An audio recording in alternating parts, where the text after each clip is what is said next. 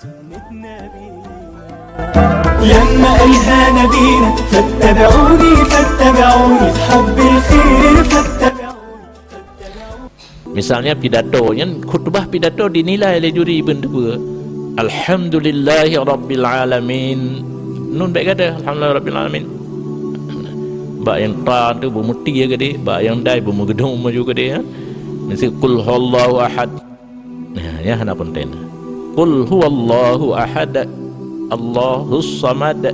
Lagi beut laju. Itanya ke remeh biasa. Apa dalam hina dengar kadang-kadang nak lum pegalu yang tak penting bakal Quran. Hina bak buat hina.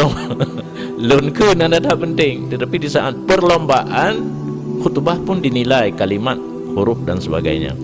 Jadi harus terbiasa. Belum nedang imum yang menyana imum dai hana deuh kan lihat sabar rakaat pe ingat ju ai dai ben kebalang ke nang. Kena qul huwallahu ahad Allahus samad lam yalid wa lam yulad walam yakul lahu kufuwan ahad. Kah salah sangat salah. Kutub jadin itu harus itu bid, apalagi yang berakhir kalimat yang kubra menyebab tengah kalimat suara harus bunyi je qul huwallahu ahad.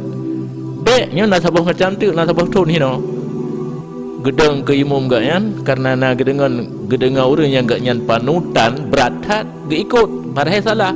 Qul huwallahu ahad Allahus samad lam yalid wa lam yulad wa lam yakul lahu kufuwan ahad. Itu salah. Haji ikut-ikutan aja. Nah, ada dengar orang yang cocok dengan gedanya orang ketengkuan gaknya kaki lagi gaknya ke na yudakan enggak boleh. Harus belajar. Jadi kutubu jadin nasora nakub kubra. Oh kalau sambil kata